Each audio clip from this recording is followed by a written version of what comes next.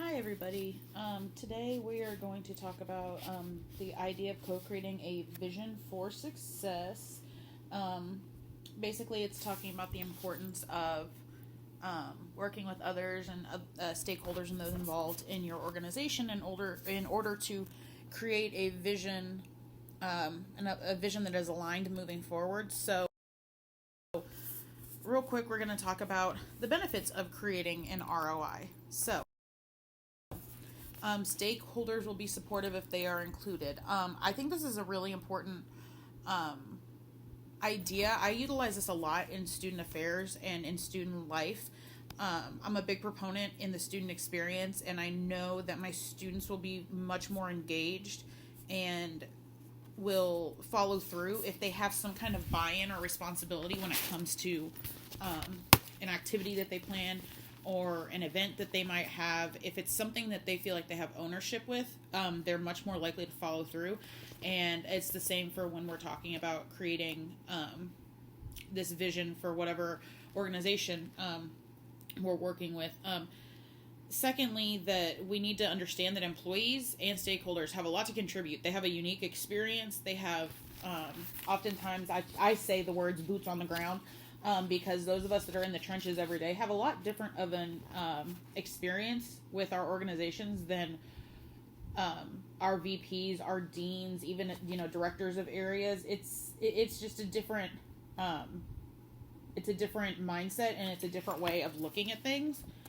Um, Also, a byproduct of this process is alignment, which obviously is a huge thing. Like, if you are working with people from the get go to decide what it is that we are all trying to strive for, instead of just, those sitting in the ivory tower thinking that they know what everybody needs to or should be focusing on or wants to focus on, it's important to really have those people that are middle management and those that interact with our students every single day involved in the process, because not only are you going to get good input, but there's no back and forth ping ponging the situation around. It's easy to solve it and become aligned in that process. Also, participatory design. Participation makes for more alignment. I mean, it's very true. In order to match the company strategy to the aspirations or goals of the employees, if they're in the room together, that's clearly going to make it a lot easier. And I think that's something that we kind of have all lost sight of, especially because of COVID when we couldn't be in rooms together. But just the beauty of sitting down in a room and talking it out. If it's a space that's clearly safe, judgment free, there's so much that can get done if we sit down together one on one and truly listen to one another. Also, objectives and measures are known then and there.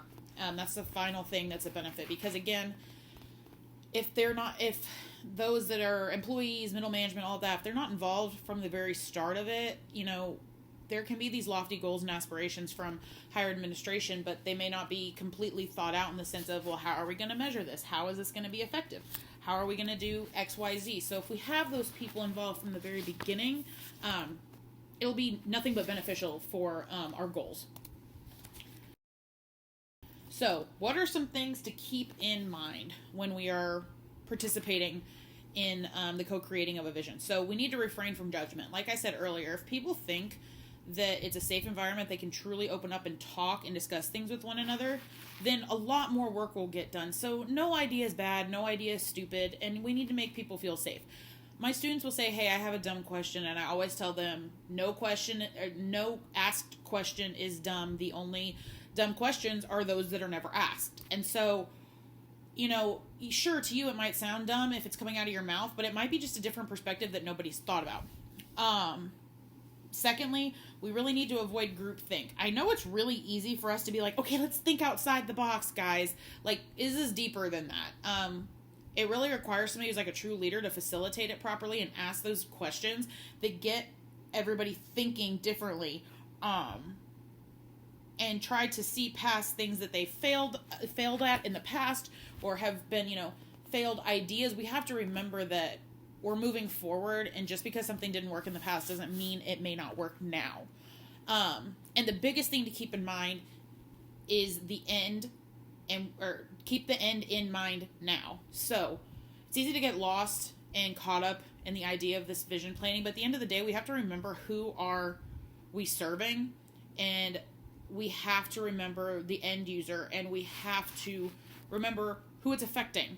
So we need to put ourselves in their shoes and remind ourselves constantly that we need to be making these decisions for our constituents, and we need to make sure that we are making them with them in mind versus with just what we want to see in mind. So I really enjoyed this chapter. It was kind of interesting to me to see a return on investment idea put inside of strategic planning in the sense of education, but it makes sense. I mean, obviously, education, we all think that there's an ROI on our degrees, so it makes sense as to why it would be also included within strategic planning.